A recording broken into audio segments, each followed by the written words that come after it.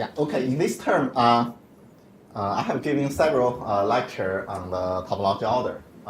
Actually, supported by the CMSA. And so we discussed some general setup and definition of topological order, and also its classification in 2+1 dimension and 3+1 dimension. So today probably is the last of this series of lecture. And so in three-dimension topological order basically can be divided into three parts, three classes. One class where the particles are all bosons. We call this all boson topological order, we call it AB. And there's another class is that have emergent fermion. But the emergent fermion can be divided into two subclasses. One have an emergent Majorana zero mode, another do not have an emergent Majorana zero mode. So we have three classes. So today I plan to mainly talk about these last two classes of three topological order, which have emergent fermion. But however, this the argument of these last two classes actually rely on pretty heavily the picture of the first one, with all boson topological order. And I have discussed all boson topological order in some previous lectures, but kind of very quickly because time constraint.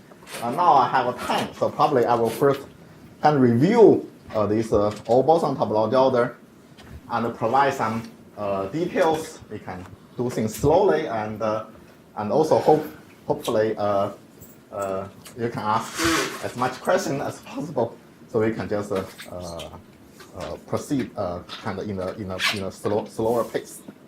Question?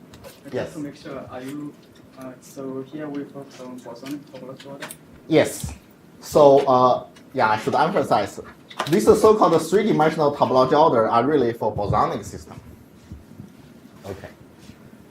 But I think at the end I will mention that somehow this result is a little surprising, and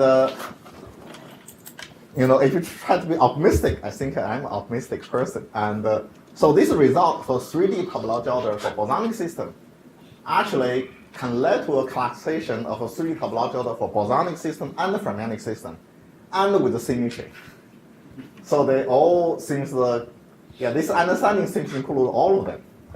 So at the end, the claim is that not only although my title, this three class topological order is really for topological order for bosonic system without symmetry. But the result from here can be generalized to classify topological order with symmetry for bosonic and fermionic system. And but however, the symmetry so far is not continuous, is not anti-unitary. So these two things we don't know how to do. But for continuous symmetry, non-time reversal symmetry, we don't know how to handle at the moment. Yeah. So that's kind of a more general situation. So for the AB class. Yeah. Actually, what I want to ask is, in 3D, if I have a topological order with many point-like excitations, can they have non-trivial grouping with pi? For AB class, no, they're boson. So there's no mutual statistics. But is it possible to have mutual pi statistics in 3D? No, there's only exchange statistics. Exchange can be pi, which is fermion. But reading has to be 2 pi. But the mutual statistics is always trivial in 3 dimensions. Yeah. The last question here. So the Majorana zero mode is a point-like excitation. It's point-like. Okay. But however, it's a constraint on the. No, I shouldn't constrain the string. Yeah, it's point-like. Let me just say that. Yeah. So I will explain what's going on. So first, in 3D topological order, it's different from 2-dimensional one. In 2 dimension, we don't have particles.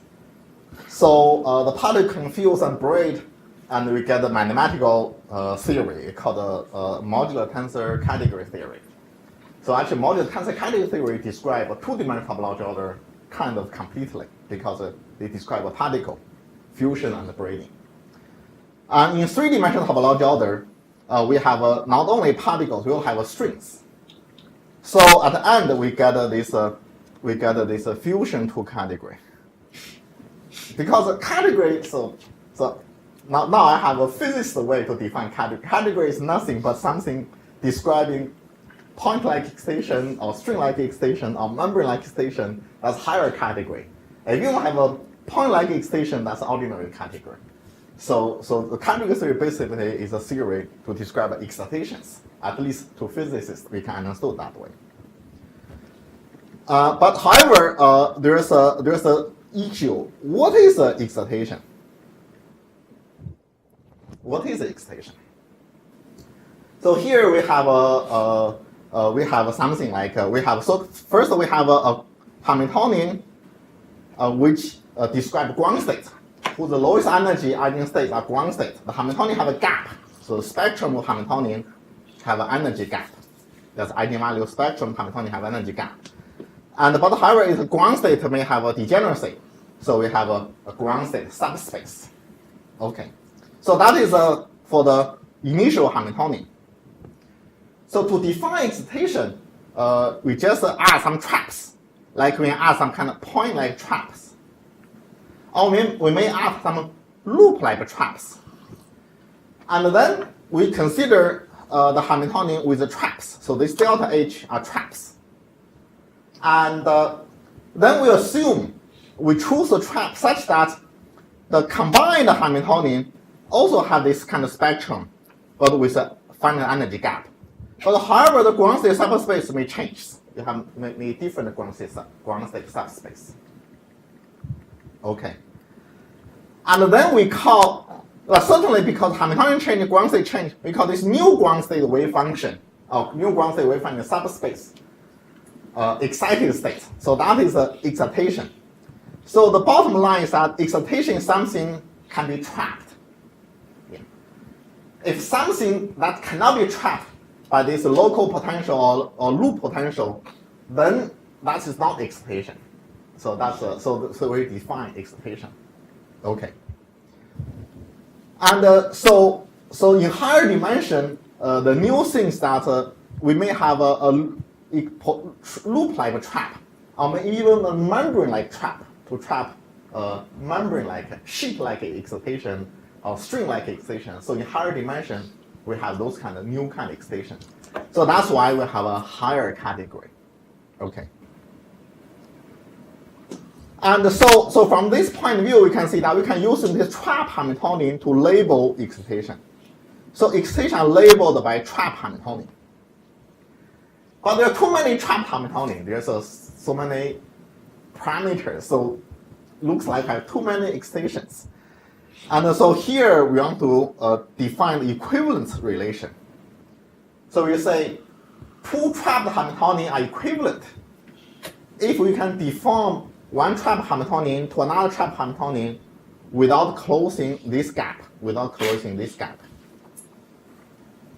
If this gap is not closed, as we deform one trapped Hamiltonian to another trapped Hamiltonian, then we say these two trapped Hamiltonian are equivalent. So we are mainly interested in the equivalent class of trapped Hamiltonian. And this equivalent class actually became what? Became an object or morphism in the fusion 2 category. So the object morphism fusion 2 category actually in physics is realized as an equivalence class of the trapped Hamiltonian. So that's basically excitation. Here there's a one thing, but this very important subtlety which bothers us a long time. And at the moment we are still not sure whether we handle that properly. Is that the trapped Hamiltonian can be non-local. It's a very strange relation. But certainly if trapped Hamiltonian trap a particle, then non-local doesn't have any meaning, something act on the nearby a point, so everything is local, everything non-local, doesn't matter. And this non-local makes sense if you have trapped Hamiltonian define a loop. So if my trap define a loop, then there's an issue that do we allow the long-range interaction between 2 points on the loop? So that's the issue.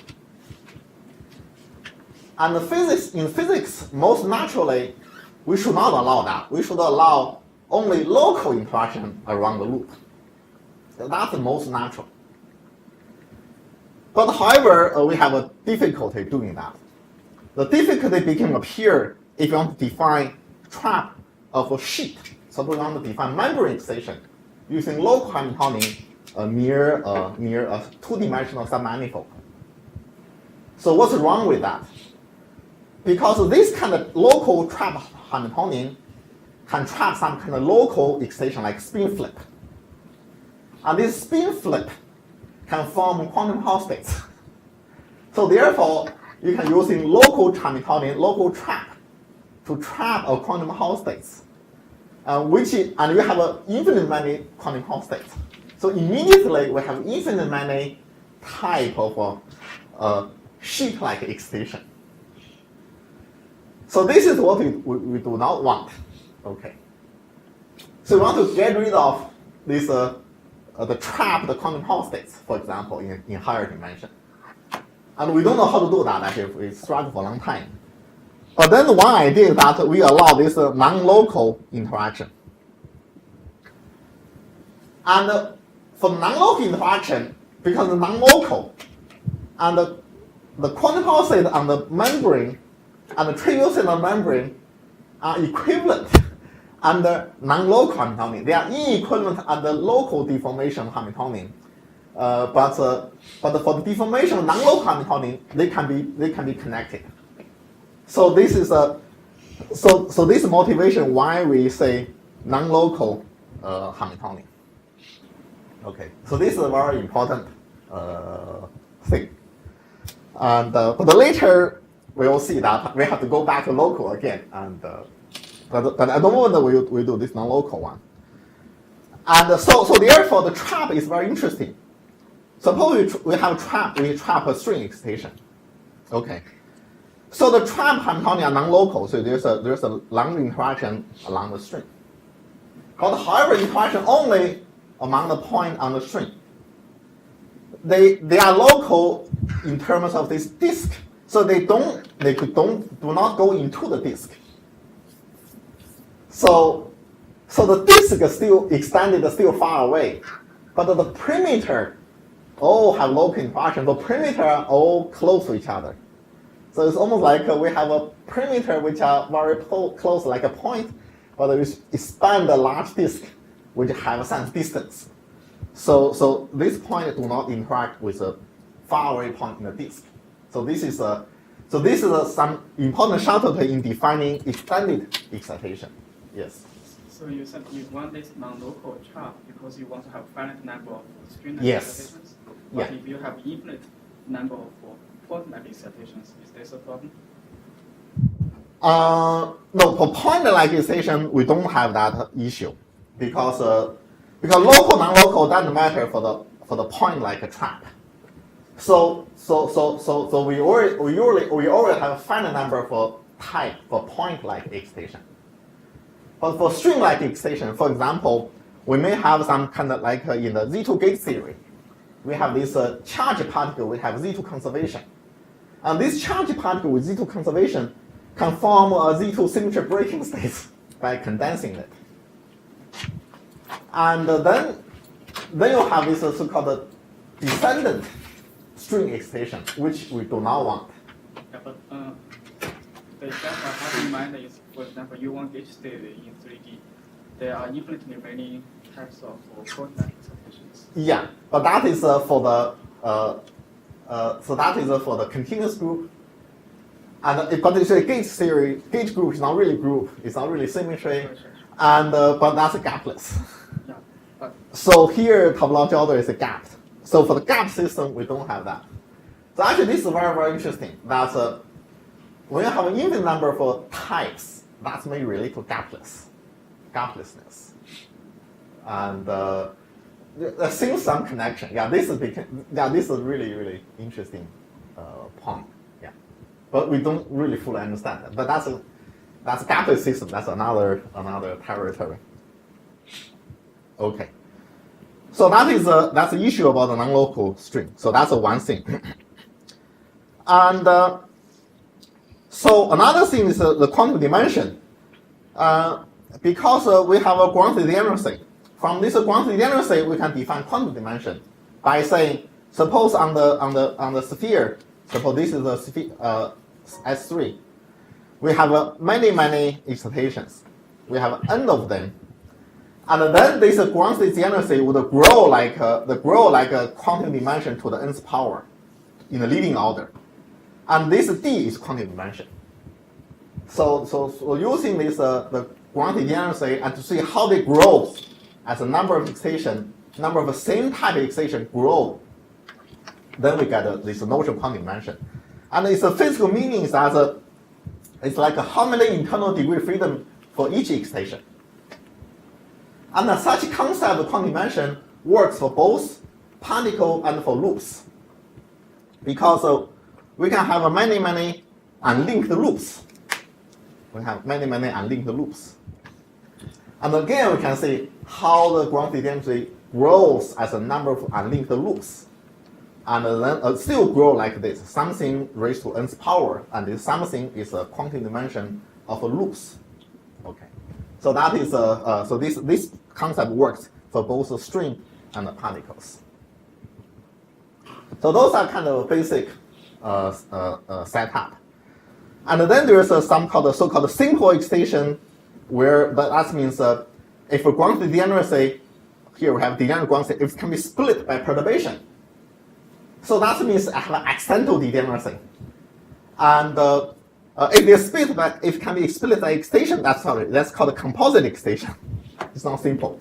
Simple one means there's no accidental degeneracy. Perturbation cannot split degeneracy. So that is so that's an important notion of simple and composite. And then we have a fusion of excitation. That again, that works for both particle and loops. And so when you're fusing like two particles together, and this the whole thing may be composite, means the degeneracy may be split. So therefore, so the fusion of two particles may look like a direct sum of the accidental degeneracy of several other excitations.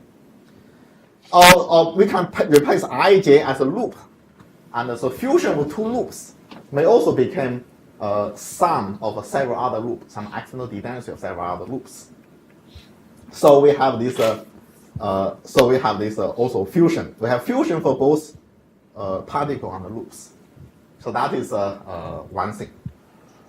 But for the loops, we have another operation, which is play important role in our argument. That the loop can shrink. If a loop shrinks to a point, the loop can be viewed as a particle. But however, even this loop is as simple as a loop. But when you shrink to a point, it may not be as simple as a particle. So maybe it became composite of particle. So therefore, shrinking can be sum of several particles. And this coefficient is just like this Nijk is defined as a fusion ring, or this Gaussian ring for the fusion rule. And we have this LLK, we define the shrinking, describe how the loop can shrink into particles. So this shrinking rule is again very important. Okay. And so when you have a string, so there's several more concepts. Because sometimes, usually we think of the string, we think they are pure.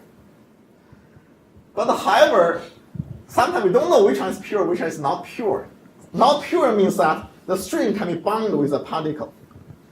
But sometimes we don't know which string bound with particle, which string do not bound with particle. So we are not so sure. Okay. So there's a way to define, what is pure string. I mean, we can view that string as a one without attaching extra particles. So we say the pure string can be defined using the shrinking rule, using shrinking.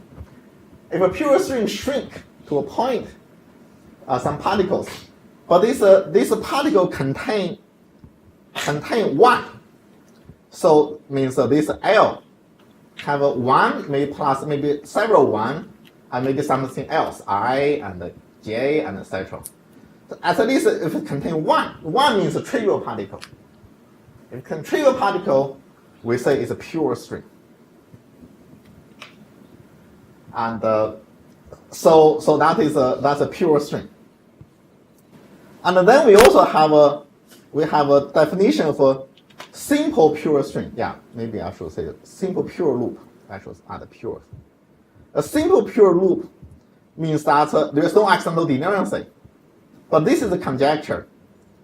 If this loop shrinking of this loop contain only a single one, not multiple of one, then we say this loop is a simple. There's no accidental degeneracy.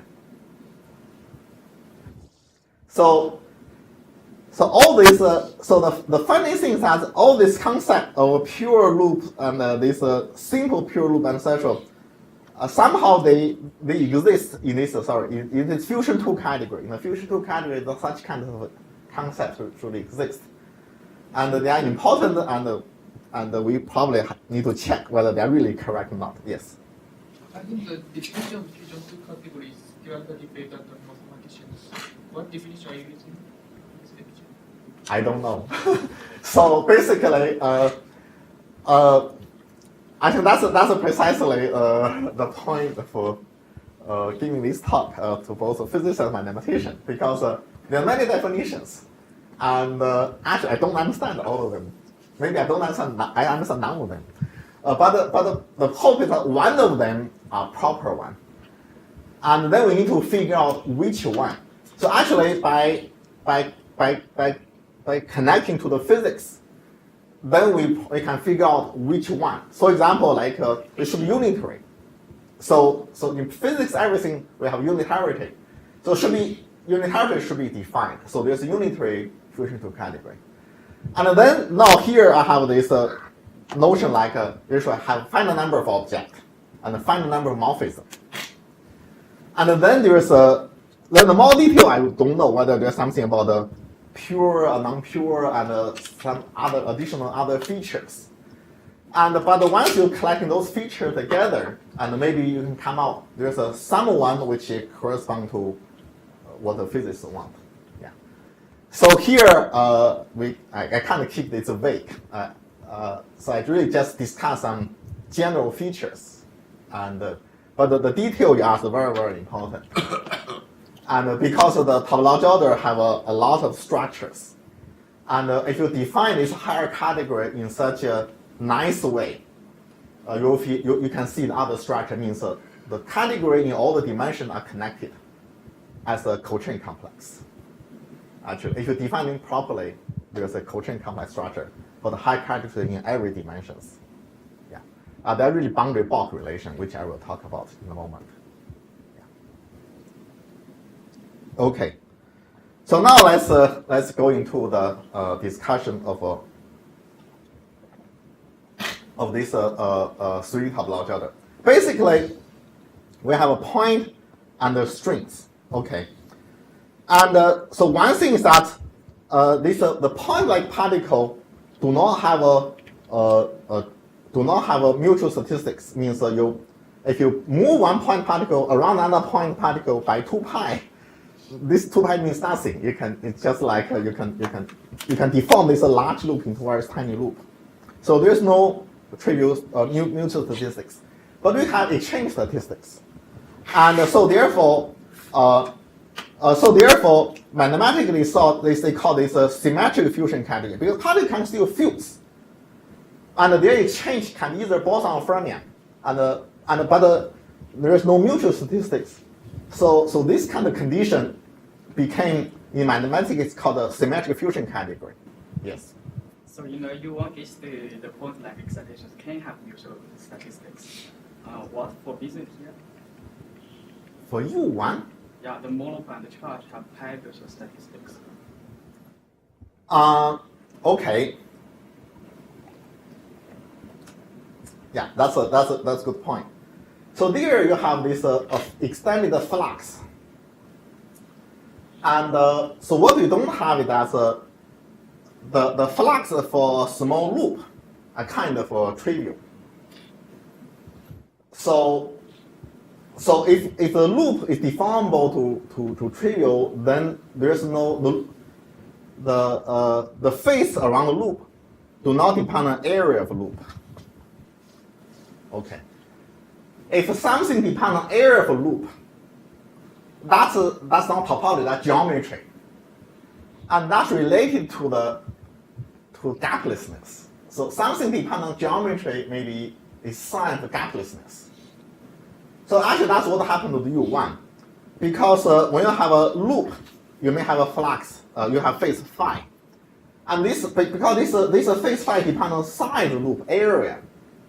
And so that means that this phi may fluctuate, may have its own dynamics, and this dynamic may be gapless.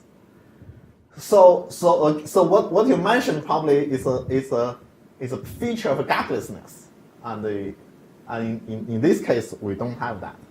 But this is the assumption that the braiding is the only depend on homotopy class of a braiding loop. They do not depend on the size and the shape of a braiding loop.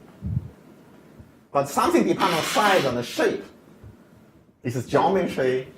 The geometry is a gapless system. So basically, it's like a principle that the gapless system corresponds to topology. The gapless system corresponds to geometry.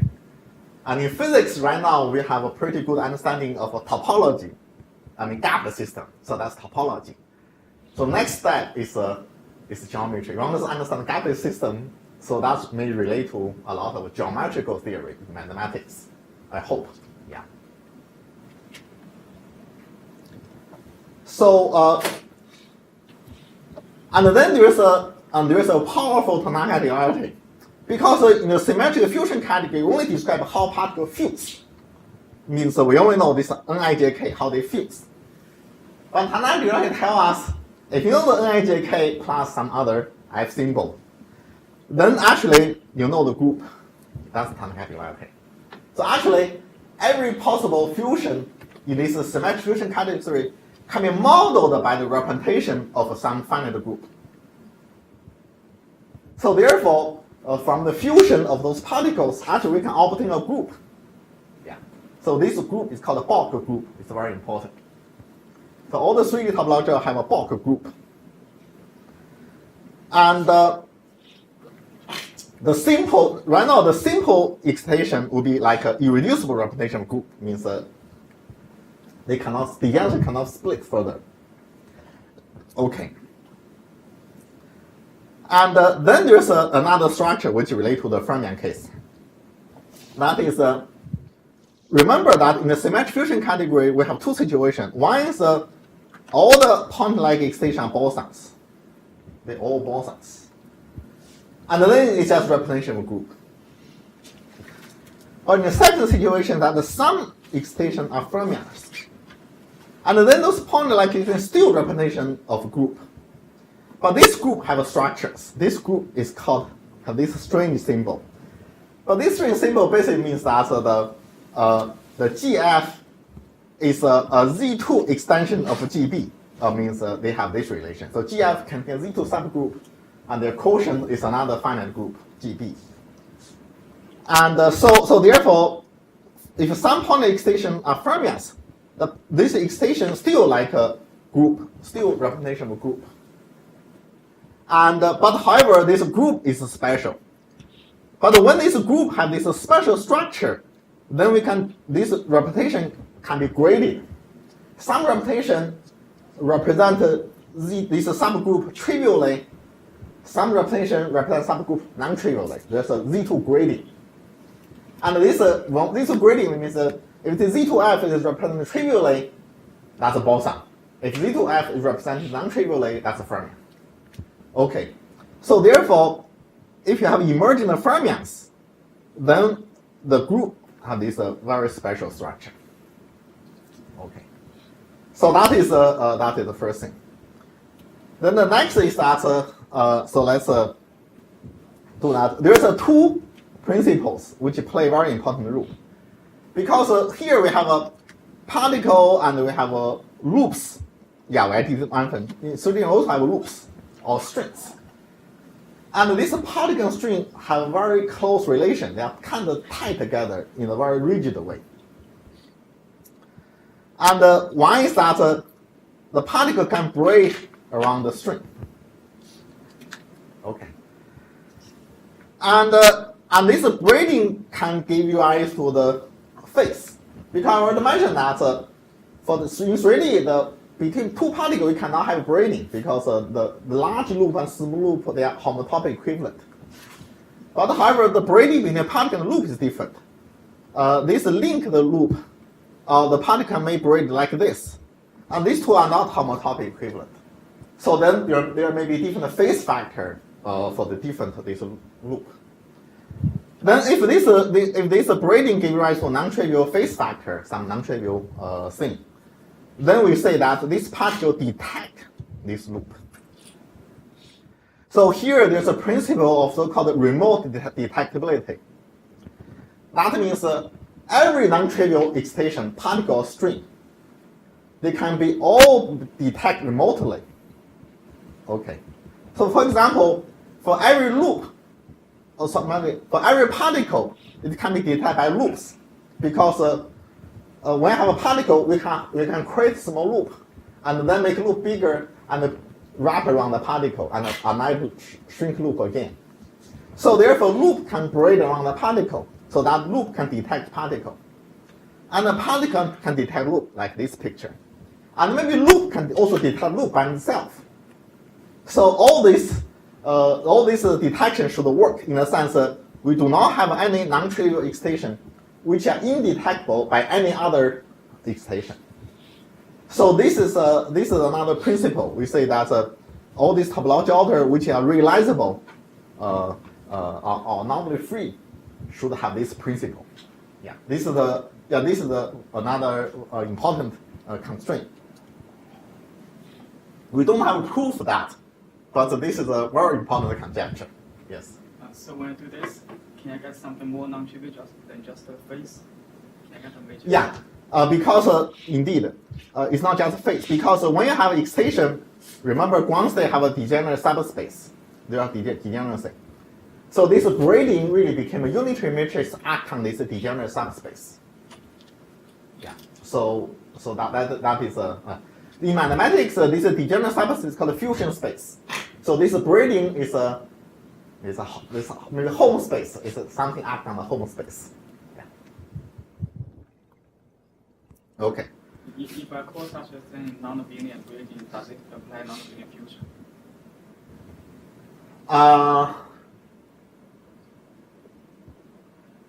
In general, if there is a degeneracy, probably still have non-abelian fusion, non-abelian braiding. And non-abelian. Yeah. And there's some subtleties in the sense whether the space is, so if the space is S3, then all the deviations coming from the excitation. Then I don't have proof, but I think the ground degeneracy probably imply non-trivial fusion, non-abelian fusion, or non-trivial braiding. And the non-trivial fusion. And non-abelian fusion, yes. Yeah. And so there's another thing which is I mentioned that when you have a material which have a topological order, these materials have boundaries. So boundary also have this some topological order which is called anomalous topological order. Okay, the topological order on the boundary may not satisfy this remote detectability principle.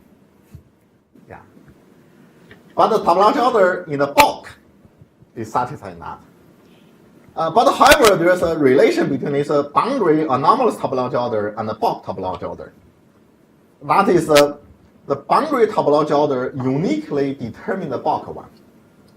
So if you know the boundary, you know the bulk. But if you know the bulk, you may not know the boundary because the same bulk may support many boundaries. Many different boundaries have many different boundary topological order. This relation is very much like a differential form. If you give me a differential form A, I can get derivative of that. We can give another differential form, a closed form in one higher dimension. Okay. And but however, given the closed form in one higher dimension, or boundary of one higher dimension, we may have many different differential forms in lower dimension whose derivative is that. Okay.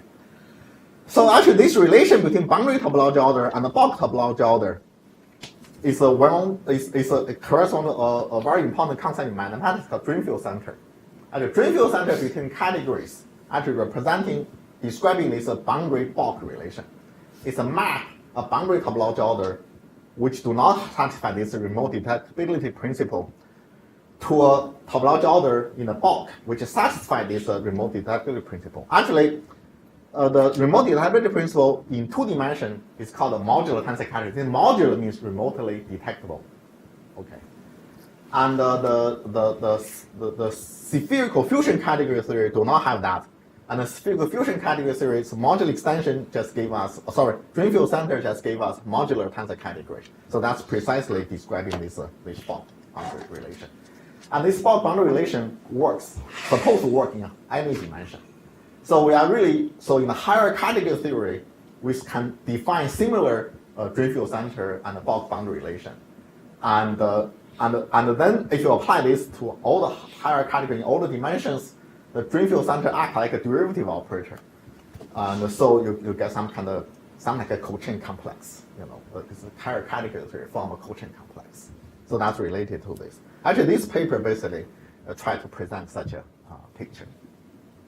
Okay, but here in this in our classification of 3D topological order, we use these 2 principles. These 2 principles is really very basic for us.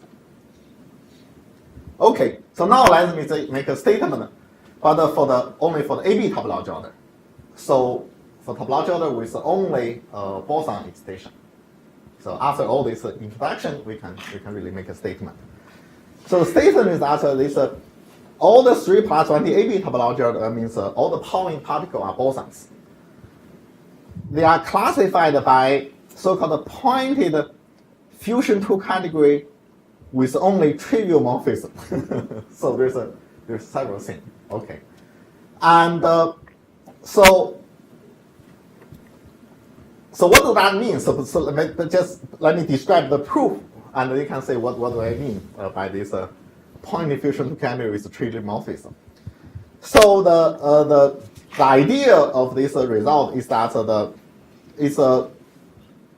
so first point is that every topological order have a unique gap all-string boundary. So I try to say this topology have many boundaries. But there's a unique one with only strings, no particle. There's a particular canonical boundary for every topological order in 3D. And so that's the first step in the proof. Okay. And the boundary string have a very simple fusion. Their fusion are pointed, maybe group-like. Means fusion 2 string only gave us the 3rd string. There's no direct sum. So the fusion of 2 simple string gave us a simple string. There's no direct sum. Okay. And so this is almost like a group multiplication. So that define a group, which is okay. Let's just define the group H. So actually, this is really defined. That's why there's a pointed fusion. So this pointed fusion really means the boundary string feels like that. So these 2 are related. And then we say that there's all string. There's all string means that the boundary only have a string, no particle, a string only. So this is a string only, no particle means only trivial morphism. So actually, the morphism in 2 categories corresponds to particle. The object corresponds to strings. So when I say only string, no particle means we only have object but no morphism. So basically, it's a very simple thing. But when you say that mathematically, it's kind of scary. But it really just means no all string, no particle. Yes. What string is only strings are condensed on the boundary or what? Okay.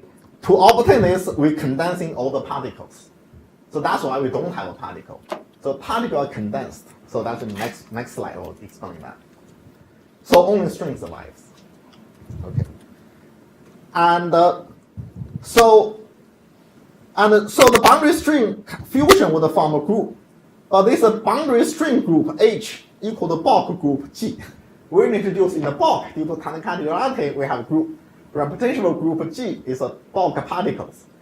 But somehow the boundary string fusion also form a group. This group, the boundary string fusion group and the bulk particle group, somehow they are equal. And that's basically fix all the structures. Yeah. So that's so all this so by making those arguments, and that's how we get these results. And this result actually is very simple because mathematician shows that this kind of point diffusion to category with only trivial morphism is very simple. It's actually described by a pair, a group and a group cocycle. So actually the structure of these two fusion kind is very, very simple. And so the mathematician have a full classification and a full characterization for that, just this pair. And so therefore the AB topology order is pretty simple, just classify a pair, a group, and the focal cycle of this group. Okay. So let's see how we go through this step in more details. But basically that's the main step. Once we obtain the all-string boundary, that's one step. Then we try to study this all-string string on the boundary is a point diffusion, and this fusion string group, and the bulk group is the same, and basically from that we get these results.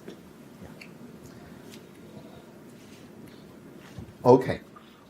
So let's the first step is how to get all-string boundary. I also mentioned we're condensing all the particles. Here we can do that because all the particle bosons. If all bosons can condensing all the bosons, we get something simpler. So we try to condensing all the bosons. And when you're condensing all the bosons, what do you get? Because all the bosons, all the particles condensed, so there's no particles. So you'll get a topology order with only strings. And but you may say, well, the topology order with only string is must be trivial. I mean not. The reason is that a string can braid with another string. The string can braid among themselves. So their string can detect each other. So even without particle, string can detect each other. Maybe string still non-trivial. So there's a possibility. So. But here I want to have this result. Okay. So the non-trivial loops must be detectable by particles. So if you have a non-trivial loop, a string, then I try to say that we say the non-trivialness of this loop can be ensured by its braiding with a particle or braiding with loops. But here I want to make an argument. Non-trivial loop must be ensured by braiding with the particles. And so let's consider a single non-trivial loop on the 3 sphere. Okay. If non-trivial, that means we can detect it by braiding with a particle or braiding with loops. Okay. Can I ask a question? Yes. So if I condense all the bosons on the boundary, then right now we don't do boundary yet. We condensing all the things in the bulk. Oh. Yeah. So we are not doing boundary at the moment. We just do the bulk. We get new different bulk state. Okay.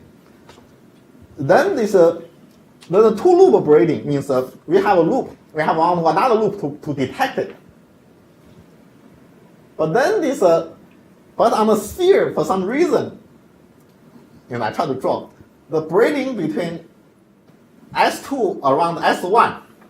You can deform the braiding path on the sphere, so that can be viewed as the braiding of small S2 loop around S1, almost like a braiding of particle around a loop. You can just deform it. You have believe me, this can be done. But I still don't know how to draw it so you can see it. Maybe I should make animation, but that's too hard. Yes. How did you compactify R3 into this? Hmm? How did you compactify R3 into this? In the case of 2+1D, I think we have to put another anti Yes. compact device R2X2. I'm wondering how you. Yeah, this is a very important point, and there could be a loophole of our argument.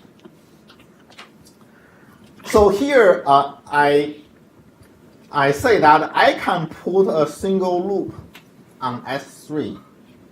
So that means my loop have this property.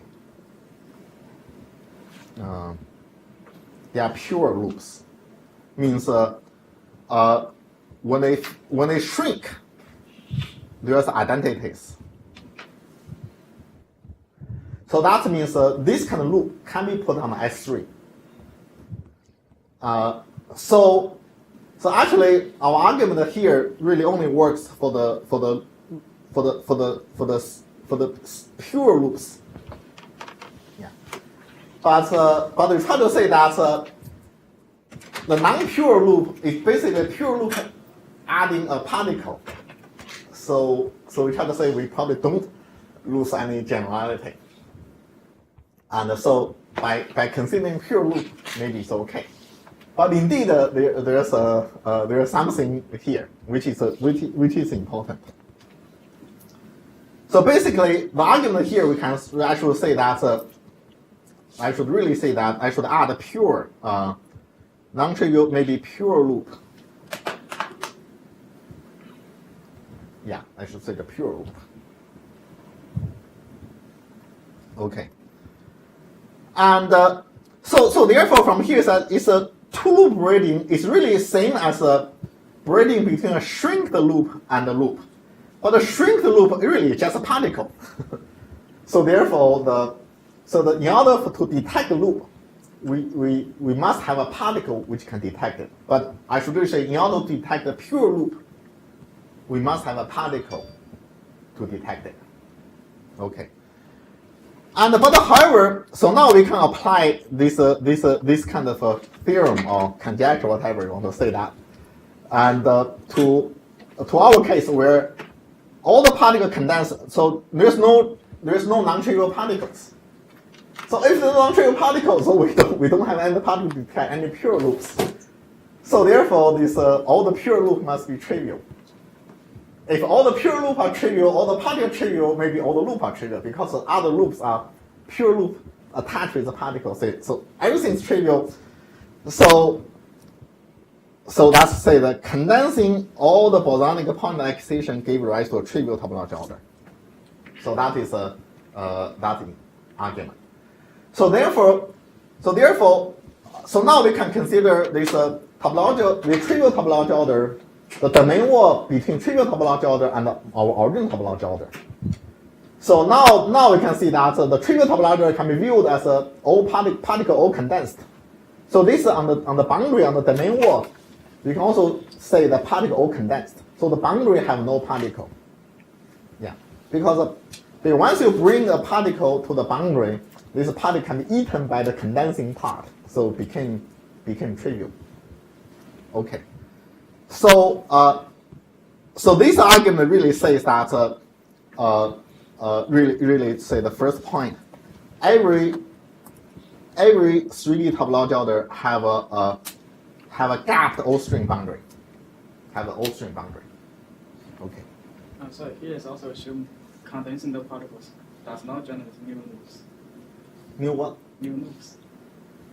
Condensing the Oh no, it may generate new loops, but the things that actually the boundary will all be new loops. I will come back to this just in a moment. But however, in the bulk, when you're condensing all the particles, we cannot have any non-trivial loops because there's nothing to detect it. So here we use the mode detectivity principle. Again, this is a conjecture, so we just invented this in the thin air. We don't know where it's come from, but we just believe it and just do it. And we don't know how to prove it at the moment. Yeah. Okay. Okay. So then we have this O-string boundary. Okay. so we know that when you have a bulk string, the bulk string would shrink just like that, which means a simple, pure bulk string. It means when you shrink it, you get a single identity. Means it's a simple, okay. But then we have other things. When you shrink it, may become other particle-like excitations. Okay. But however, when you move this bulk string to the boundary, what happens? Because the boundary, we don't have trivial particle. There's no other particles. So therefore, it has to be multiple for identity because all this non-trivial excitation, when you move to the boundary, may become several one, depending on the quantum dimension. You know, it's maybe several copies for external degeneracy. So basically, it means that the bulk string have an internal degree freedom. But this internal degree freedom always give you degenerate states that are tied together. When you move to the boundary, this internal degree is still there, but become external degeneracy no longer protected. In physics, this corresponds to the boundary like Higgs fix. The gauge signature is broken. So non-trivial representation in the bulk, they all degenerate. But when the boundary, the signature is broken, so all become external degeneracy. All these representations split into trivial representation with trivial group because the signature group is broken to, a gauge group is broken to trivial one. Okay. So that really means that when you move a bulk string to the boundary, in general it becomes composite. Because when you several one means there's external degeneracy. They are not simple. They are not simple string. And so that means the simple boundary string means no external degeneracy. Must have this shrinking rule. The H would shrink to single identity. Because there are no other things. Yeah, the string would shrink to the single identity. Okay. So that means the quantum dimension, the quantum dimension of the boundary string always equal to 1. Because in this shrinking, the quantum dimension of the string, in this case, the quantum dimension of a string is equal to the sum of the quantum dimension of those particles, this I, you know. And here is a special case. It's only shrink to a single identity, so quantum, not equal to 0. Quantum dimension must equal to 1. Yeah. So if quantum dimension is 1, that means their fusion has to be group-like. They are point diffusion. Because we have multiple fusions, where sum, the quantum dimension cannot be equal to 1. They are not really. Okay. So that really says that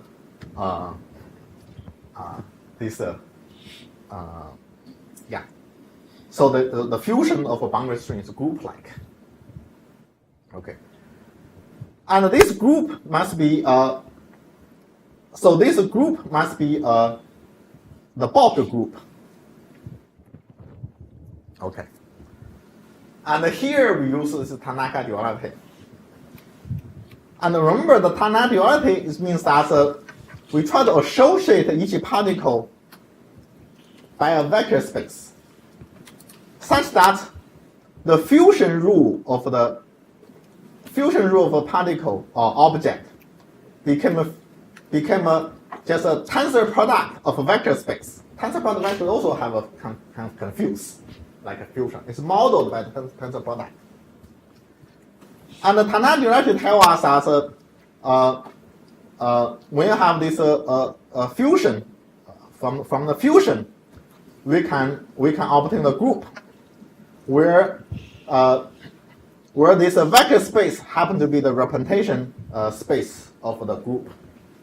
Okay. So the representation space of group is a vector space we can use. Another way to say that, we can use the fusion of a group representation to model the fusion of the particle. Yes, that Tanaka duality. Sorry, question. Yes.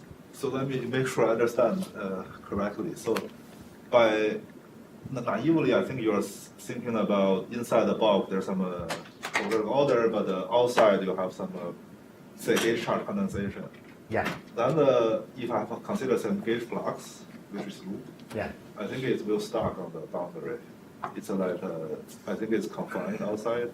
Yeah. So this is stacked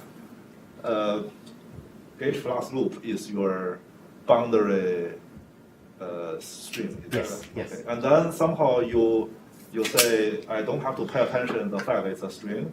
Somehow I can only pay attention to the point after the shrink.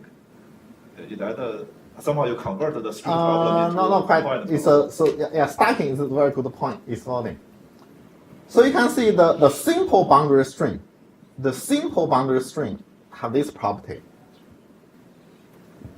The boundary string is a simple generic, non-degenerate. When you shrink, you get a trivial.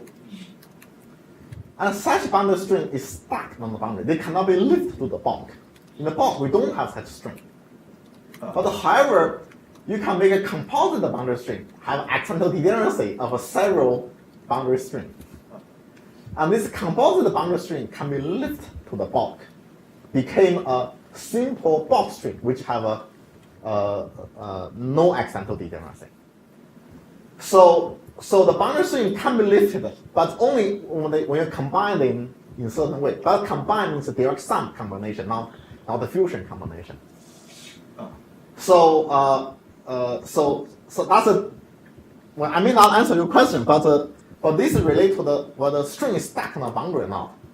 The simple boundary string is stacked on the boundary; they cannot be lifted.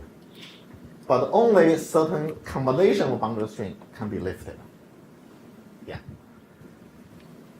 But I describe this process in the reverse way. That when you have a simple bulk string, when you go to the boundary, it becomes composite string on the boundary. So that's really describe how the bulk string and the boundary string are related. Only composite boundary string corresponds to the bulk string. But however, on the other hand, maybe you all ask a question is that this group representation actually have this representation in the Tanaka duality have a physical realization. Basically, that we can consider a topological order in the ball, in the three ball, and then the boundary. Yeah, then the boundary. Then with a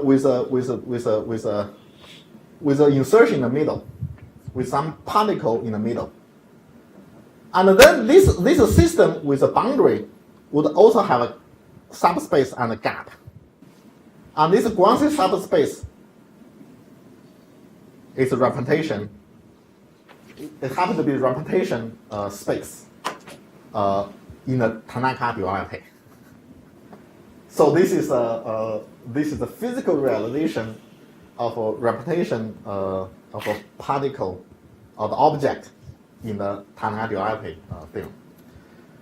We can see that why this kind of representation kind of model this fusion, because so here we have a one representation, here we have another representation, and then by putting them side by side, it's like a tensor product of these two space. Assuming merging the boundary don't do anything, which you don't know how to prove. Then we can into the one boundary, and now these two particles can be fused into the single particle Z. So this the X fuse Y. Sorry.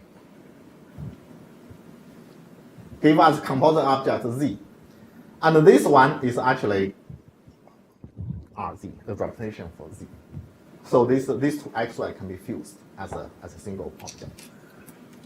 Okay. So this gave us some confidence that this kind of the Guanxi degeneracy would realize this Tanaka duality. Okay. And then with this and so maybe I think I still kind of under some time pressure. I'm sorry. So maybe let me just go through this more quickly, and maybe just because I want to discuss some later things. And so with this setup, this setup allows us to show that the boundary string fusion group H and the bulk group is the same. Because of following. So now let's ignore this string, boundary string first.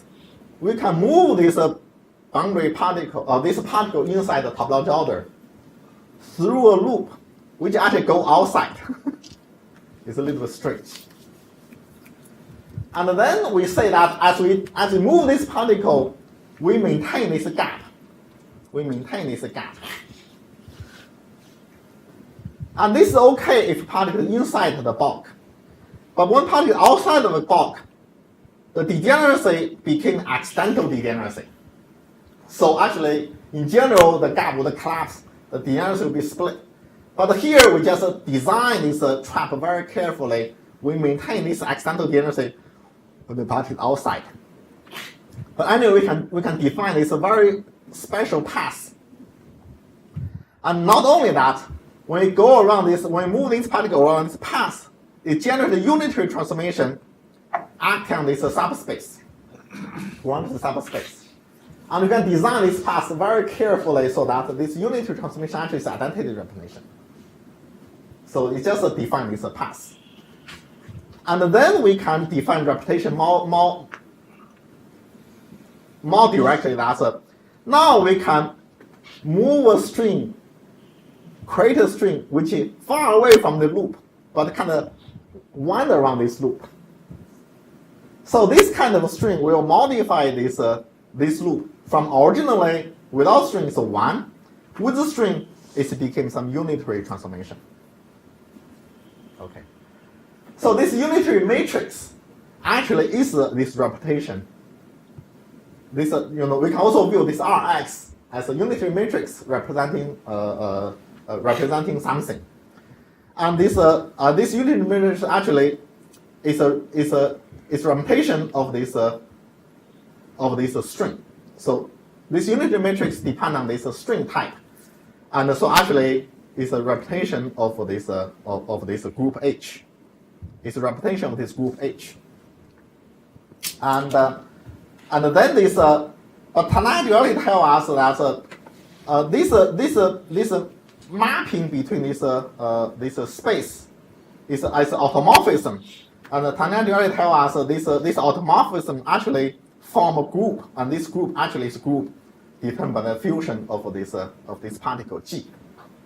So here is that we use Tanaka duality because the fusion of this particle really determine a group G. And now we have a representation unitary matrix, which is which act on this space, this home space. Okay. And this representation unitary matrix should be compatible with the fusion of this object, because we may have a different loop from different object, and all these unitary matrix should be compatible with the fusion of the object in the bulk. And the Tanaka duality tells us this representation is really a representation. Okay, this is automorphism really forming a group G. Okay. And right now, because this so basically it's the same thing. But however, this unitary representation also should be compatible with the fusion of a string on the boundary. So it has 2 strings here. Then the product of a unitary representation should be given by the fusion of a string. So they are really representation of a group. So there is a group homomorphism. So therefore, this fusion group and the Tanaka group will be related. Okay, I'm very quick here, but I don't really explain the detail. But I hope you can see there is enough stuff here to constrain things. Yeah.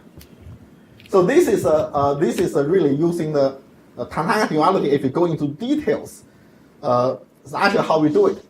The every step in Tanaka duality could be modeled by this kind of physical situation, and then we're using this physical situation to model the proof in Tanaka duality, and then to really say that Tanaka duality tells us this string fusion group for the boundary and the bulk particle group G, it should be the same. Yeah. Okay, so these are basic thing for the AB topology order. So now let's go to the main thing. Maybe let's ignore this part. Okay. Okay. So for the EF topology order, the argument actually is pretty similar, but with some twist.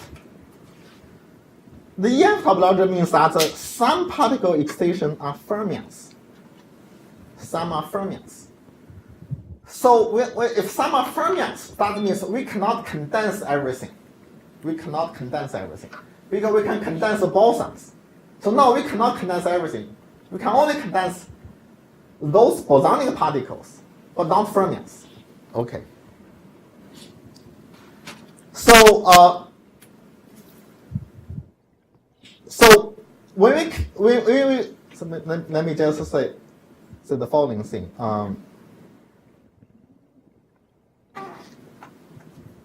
Okay. So yeah, maybe let me get to here. So when we condensing the fermion, what do we get? Okay. So when we condensing all the fermions, we get a particular states. We call this these states. Remember, when condensing in the boson topology, when condensing all the particles, we get the trivial states. But now when we're condensing half a particle, which is a boson, but now fermions, we try to argue we get a particular states. Okay. And these particular states is have the property that the particle is very simple. The particle is only is a Z2. The particle is described representation of a Z2. Okay. So what that means? This really means that and this first this will maybe a little surprising because suppose we have originally have 10 particles. The 5 boson. We're condensing all the bosons. Then all these 5 bosons become trivial. So we should have 5 fermions left. Okay. But however, things are tricky because those 5 fermions, many of them non-trivial because they can be viewed as a fermion attached with the boson. So we're condensing all the bosons. Those 5 particles, they are fermionic particles, but many of them only differ by bosons. So any two fermions differ by a condensed boson would regard as the same. They collapsed. So it turns out that if you're condensing all the bosons, there is no non-trivial bosons.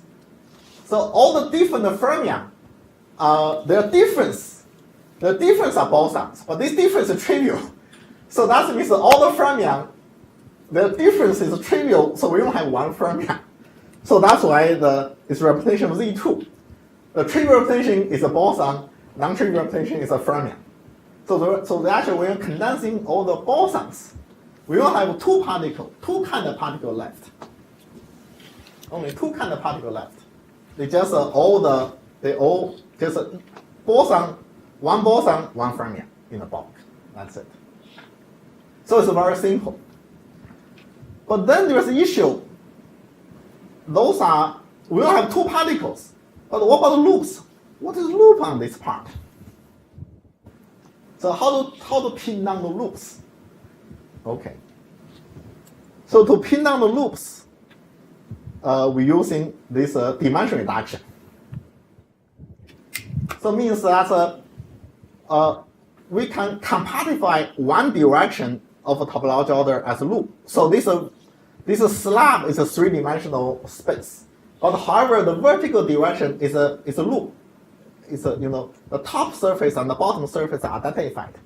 So they're really loops. So it's really the S1 times some 2-dimensional manifold. Okay. So in this case, we reduce a 3D topology order into a 2D topology order. Okay, by this dimension reduction. And the excitation in 2D topology, we have a point-like excitation. But the point-like excitation in 2D coming from point-like excitation in 3D, or the string-like excitation which wrap around the small loop. The string excitation wrap around the small loop became point-like excitation in 2D. Or the bound state of the two. Okay. So, and now in 2 dimensions, but since they form a 2 dimension of topology, so all these three kind of excitation should form modular tensor category. Because 2D topology order are classified modular tensor categories. Okay, they form modular tensor categories. And then we also know that the point particle, they coming from the representation of Z2. Because the point only particle, boson or fermion. And then we say that the string should be such that, string in the box should be such that they add the strings to make a 2D topology into a modular tensor category. Because only you have representation Z2, this point-like excitation, they have trivial braiding. They don't have non-trivial braiding. They are not modular. They are transparent object. So we have to add actual thing to have non-trivial braiding, so that all the particles have non-trivial braiding among each other, can detect each other, and that become modular tensor category theory. So therefore, this modular tensor category theory is a modular extension of this representation category of Z2. It's a modular extension. And then there are some arguments, which I do not present here. This modular extension has to be the minimum modular extension. There's additional argument. We can show this modular extension, not only the modular extension of a representation Z2, must be minimal one. And the minimal one is a trivial center. So actually, this small category theory is actually S-rank because S has a fermion. So actually, this modular tensor category theory actually is a dream field center. It's a dream field center of this rep Z2. So that means this dream field center means we have this 1F is a rep Z2. We have a bulk particle and a boson fermion in the bulk. So we have only two types of string. So we need to add two types of string. The dream field center of Z2 is very simple. It just has four objects. So we only add more, two types of string. And certainly one type, only one pure, because the other type of string is a bound state of S2 is a F bound state of F and S1 give us S2. Okay. And actually this one is really in 2 dimensions like a Z2 gauge theory. It's a Z2 gauge theory. And actually in 3 dimensions, this one is also a Z2 gauge theory. Because the dimension reduction Z2 gauge theory. And so this one actually is also 3D Z2 gauge theory. 3D Z2 gauge theory. It's a 3D Z2 gauge theory. But this Z2 gauge theory is special. The charge is a fermion. It's a twisted Z2 gauge theory. It's a charge is fermion. Okay. So that's it. So therefore, so now we say that when you're condensing all the boson particles, we get a very special states.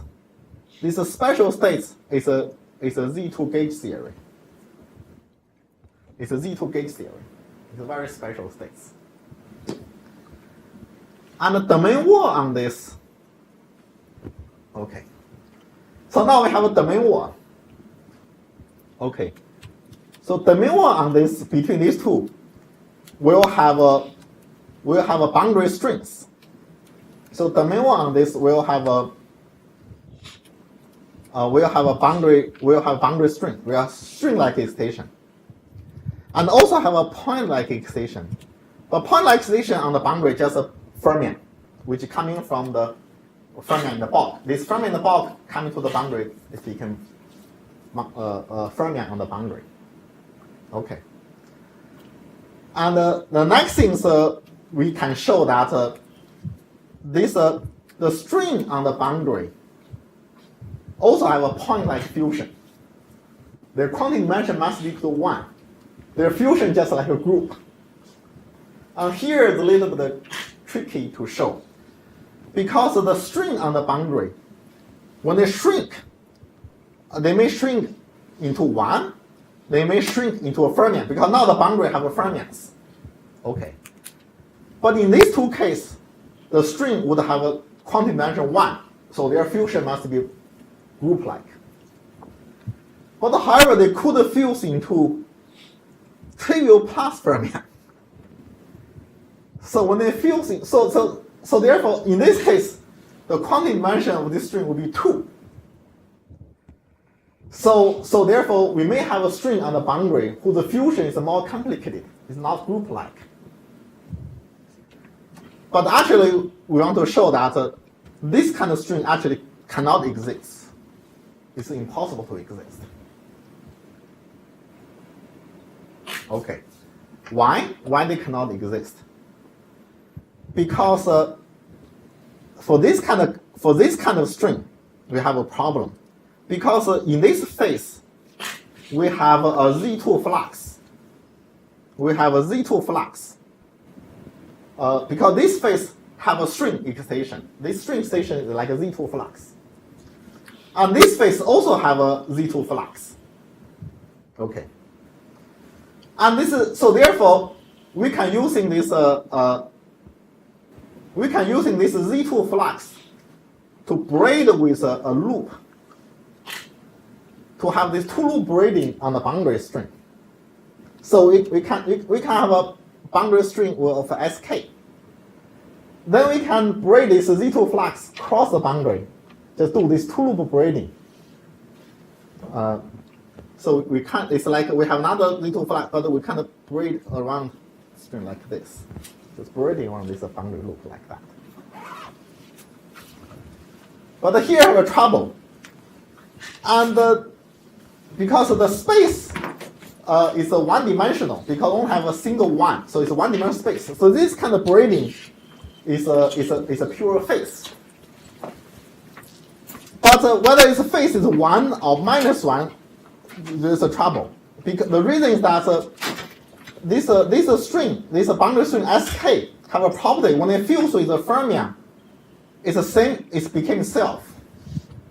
So therefore, this braiding phase, the braiding phase with the Z2 flux, the braiding phase with Z2 flux should be equal to minus the braiding phase with a fusion of SK with a fermion, because fermion braid with a Z2 flux. Fermion braid with Z2 flux give us a -1. So when the fuse with fermion, we should change the sign. But the trouble is that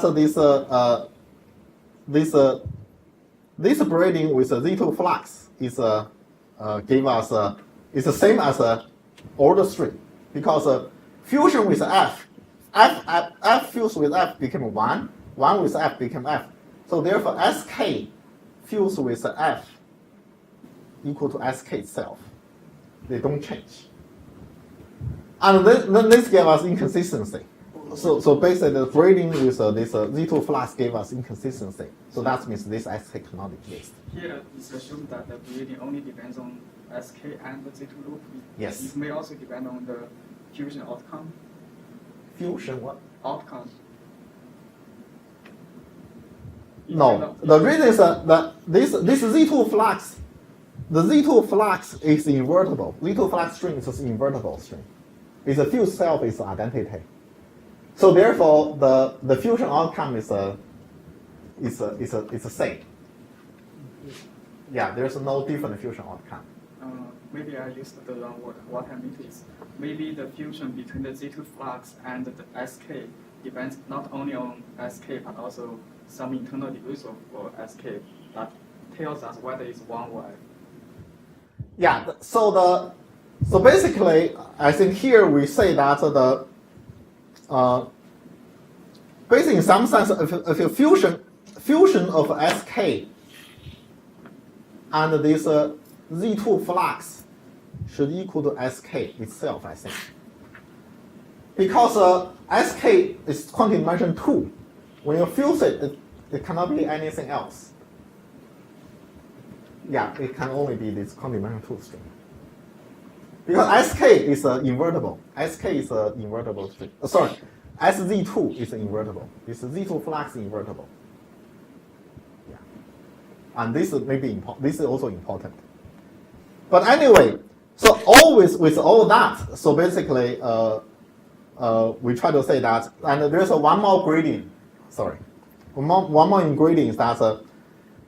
So on this boundary, we have particle which is fermion, and we have a string which is labeled by the GF. But then we can consider another boundary of this Z2 gate theory.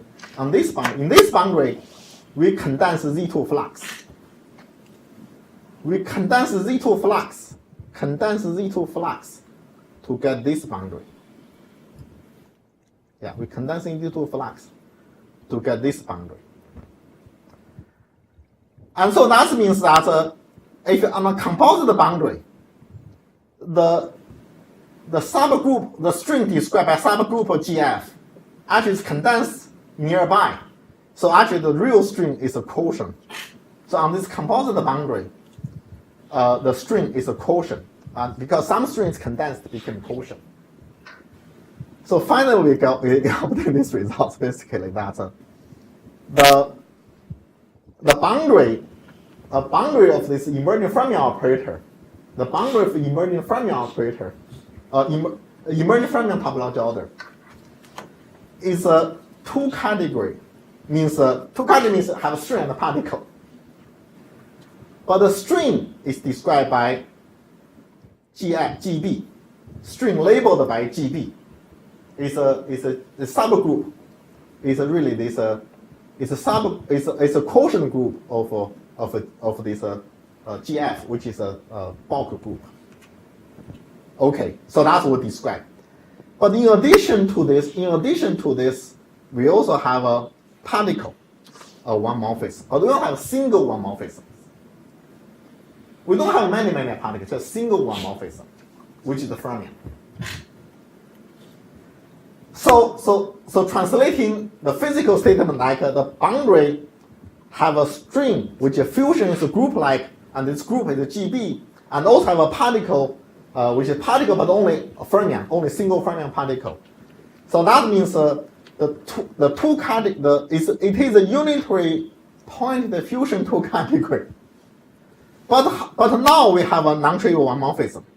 Before for AB topological order, there's no non-trivial morphism. But now we only have one fermionic one morphism. That's the only change. Yeah. And if you do that, that is a EF topological order, the topology with emerging fermions. And you say that should be the end story.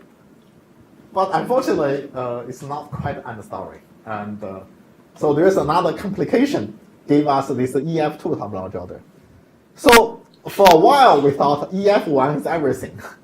So this topological class is everything. This kind of fusion category class is everything. But later, we realized that we missed something. So that gave us EF2 topological order. What we missed is actually, so I just described what we missed.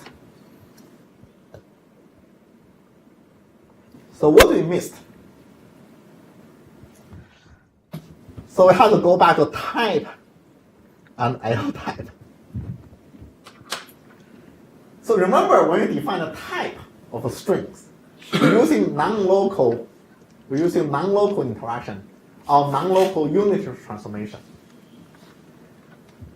And so, but then we have to, to have a category theory, the category theory requires us to use types, L type. We should use a local trap and the local unit transformation as the equivalence relation. Yeah, we should use that. And so therefore, we make a mistake using this type. When we have two field strings, we should have more strings on the boundary. Okay. So now with this local type, what do we gain? Okay. So we may have a descendant string, which is because on the boundary you have the fermion F, this fermion F can form, we can create a lot of fermions. This fermion can form a one-dimensional superconductor. This one-dimensional superconductor can be topological. So there's a 1D P-wave topological superconductor formed by those fermion F. And those are something non-trivial. So we have this descendant string formed by these particles. And we should include this kind of string into our string type in the boundary. So that's what we're missing. Okay. But however, there is two ways to include them. Remember, the boundary string are described by GD. If you add this actual string, well, we have this 1D topological order are Z2 because the fusion of two 1D topological order became trivial. So it's a Z2 string. So when adding this actual 1D topological order, we just get this one, this product. But if boundary string are indeed given by this, we can drop the first part. Because this is, we can view this kind of string as a trivial string. We can view this as a trivial. And in the category theory, we can do the reduction. We have an actual string, but we can view the actual string as trivial in a consistent way. We can do the reduction, and then we go back to the old story.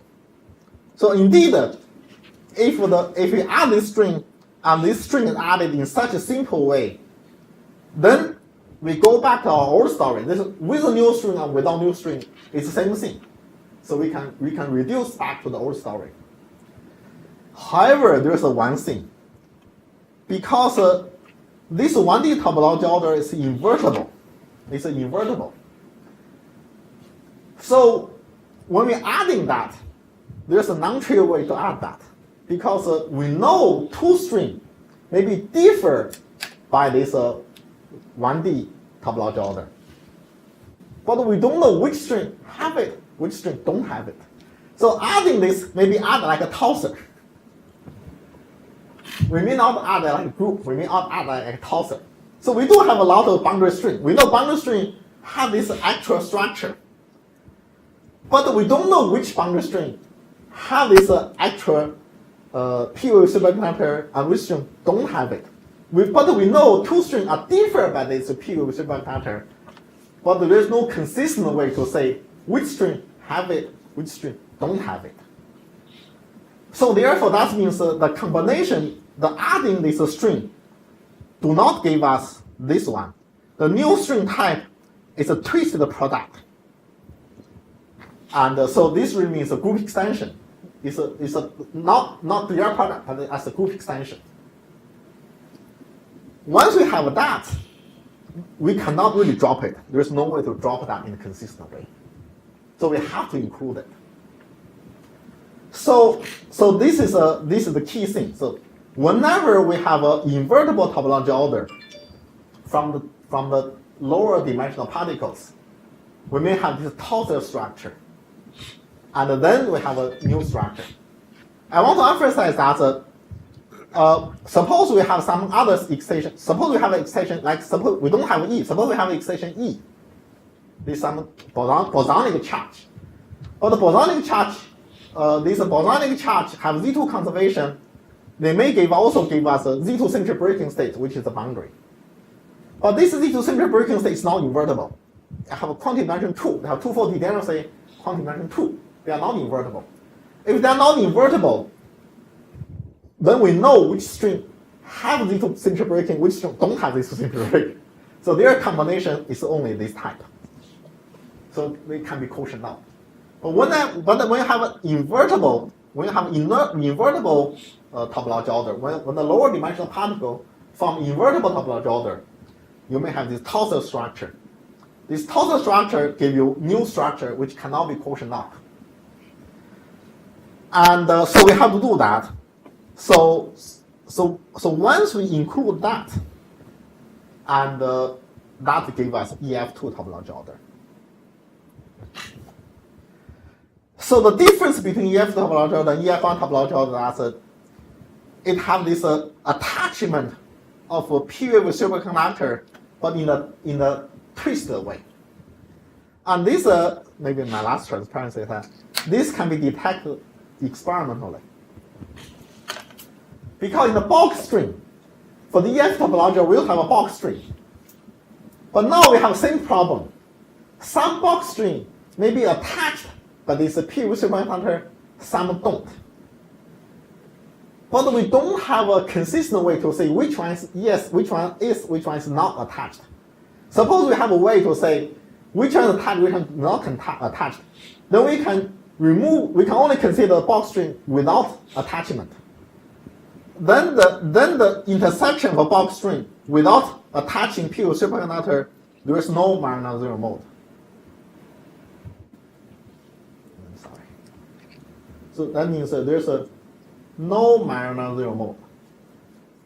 Because we can consistently say every bulk stream do not have attachment of PV superconductor.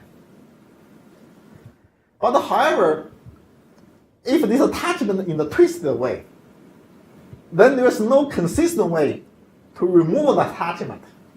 So that means that no matter how we do it, some three-string junction must have this Majorana zero mode. So that means what we mean by emergent Majorana zero mode. So the three-string, we cannot choose a three-string junction to remove it. No matter how we do it, some combination must contain Majorana zero mode. So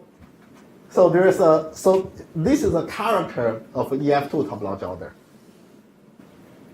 Okay. So that's maybe the end of story.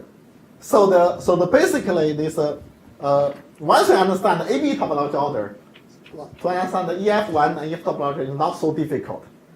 For EF1 topology, we need to have fermions. So, but it's a little bit. So therefore, the fusion 2 category also have a morphism. So for AB, it's a fusion 2 category with a trivial morphism. But for the EF1, we have a fusion 2 category with a fermionic one morphism. But for the EF2 topology order, we have to add in this twisted. Majorana string. So it means, but the under Majorana string is a Majorana zero mode.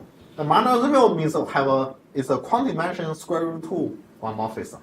So this one is a Majorana zero mode. So by adding this, then actually we have we get the Majorana zero mode, and that's the EF2 topology order. So all this tell us we get this we get some systematic understanding of three-dimensional topology order. Yeah, maybe I should stop here.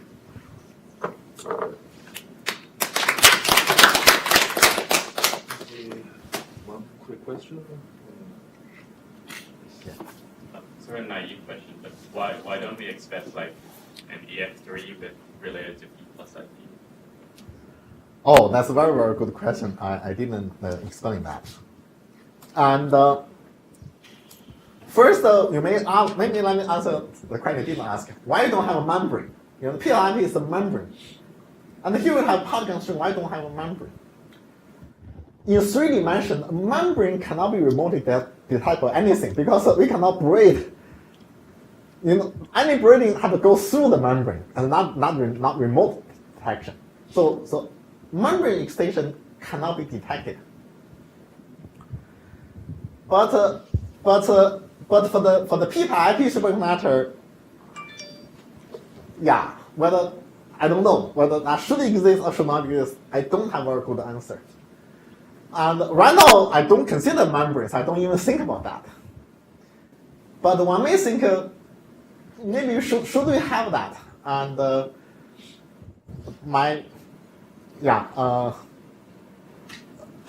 I can give you 2 hand-waving arguments. One is I just give. We don't consider membrane because that's related to membranes. We don't have that. Another thing is that the p-IP decoration indeed appear in the fermionic SPT states. They are important, but they are only important when you have time group symmetry. And here, our group are all gaugeable. So they're all unitary group. So time reversal symmetry is a symmetry, not gaugeable. So when you don't consider symmetry, only consider gaugeable thing, we don't consider that. So that's another reason we don't consider that. So basically, try to say not considering P pi P may be okay. We probably don't miss anything. But however, we do know that when you have time reversal symmetry, we need to consider that. Yeah.